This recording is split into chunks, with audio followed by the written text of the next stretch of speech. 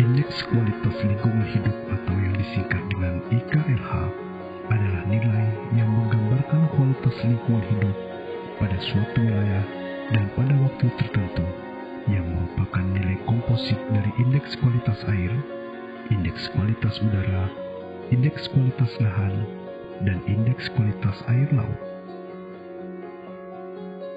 Indeks kualitas lingkungan hidup atau yang kita kenal dengan IKLH merupakan indikator kinerja pengelolaan lingkungan hidup secara nasional yang ditetapkan sebagai acuan masing-masing provinsi dan kabupaten kota. IKLH digunakan sebagai bahan informasi untuk mendukung proses pengambilan kebijakan yang berkaitan dan pengelolaan lingkungan hidup. Indeks kualitas lingkungan hidup ini juga menjadi acuan bagi semua pihak dalam mengukur kinerja perlindungan dan pengelolaan lingkungan hidup. Perhitungan terhadap IKLH dilaksanakan sesuai dengan Peraturan Menteri Lingkungan Hidup dan Kehutanan Nomor 27 Tahun 2021 tentang Indeks Kualitas Lingkungan Hidup, yang merupakan peraturan pelaksanaan dari pasal 389 huruf B Peraturan Pemerintah Nomor 22 Tahun 2021 tentang penyelenggaraan perlindungan dan pengelolaan lingkungan hidup.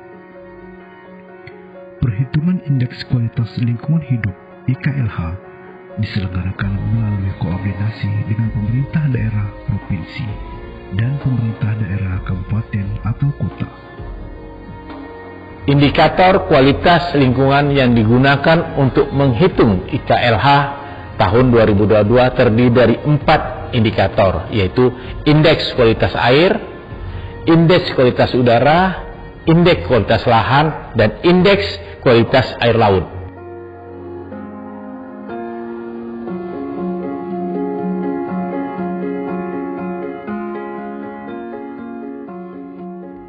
Metode pengambilan data untuk perhitungan IKLH menggunakan beberapa parameter sebagai berikut. Untuk air, yaitu derajat keasaman atau pH. Kedua, kebutuhan oksigen biokimiawi atau BOD. Ketiga, kebutuhan oksigen kimiawi atau COD. Keempat, padatan tersuspensi total atau TSS. Yang kelima, oksigen terlarut atau DO. Yang keenam, nitrat atau NO3N. Ketujuh, total fosfat atau T-fosfat. Yang kedelapan, total nitrogen. Yang kesembilan, fekal kaliform. Yang kesepuluh, klorofil. Dan yang kesebelas, transparansi.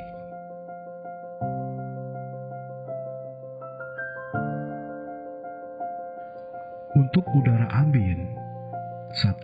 Sulfur oksida atau SO2, dan yang kedua nitrogen oksida atau NO2.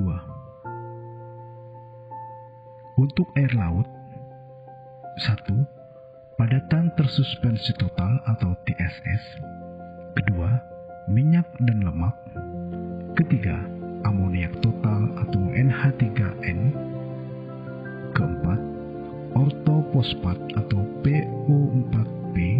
Dan yang kelima, oksigen terlarut atau DO.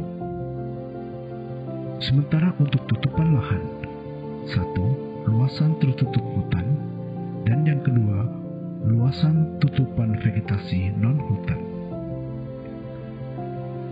Untuk ekosistem gambut, 1. Areal terdampak kanal. Kedua, areal bekas kebakaran. Ketiga, tutupan lahan. Yang keempat, tinggi muka air tanah.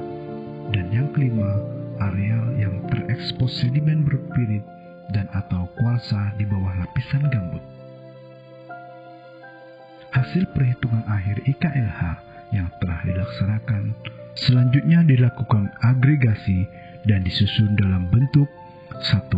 IKLH nasional, yang kedua IKLH provinsi, dan yang ketiga IKLH kabupaten atau kota. IKLH dimaksudkan untuk memberi gambaran secara umum atas pencapaian kinerja program perlindungan dan pengelolaan lingkungan hidup pada tingkat provinsi. IKLH disusun dengan tujuan: 1. Memberikan informasi untuk mendukung proses pengambilan keputusan di tingkat provinsi yang berkaitan dengan perlindungan dan pengelolaan lingkungan hidup. 2. Sebagai bentuk pertanggungjawaban kepada publik tentang pencapaian target kinerja program perlindungan dan pengelolaan lingkungan hidup. 3. Sebagai instrumen indikator keberhasilan pemerintah provinsi dan pemerintah daerah dalam pengelolaan dan pengendalian penyemaran dan kerusakan lingkungan hidup.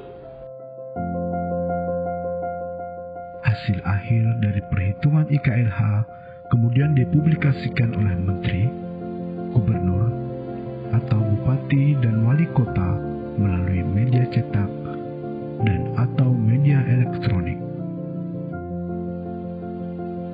Provinsi Kalimantan Barat secara rutin setiap tahun dilakukan perhitungan IKLH, dan IKLH ini telah menjadi salah satu indikator kinerja utama Gubernur Kalimantan Barat dalam mengevaluasi pencapaian target pelaksanaan rencana kerjanya setiap tahun.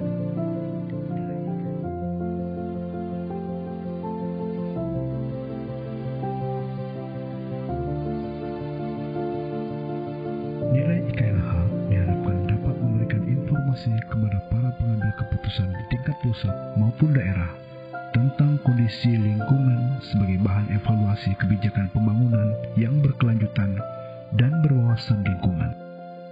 Harapan kami, kondisi lingkungan di Kalimantan Barat setiap tahun meningkat baik, sehingga mendukung pencapaian misi pemerintah Provinsi Kalimantan Barat, terutama dalam mewujudkan pembangunan yang berwawasan lingkungan.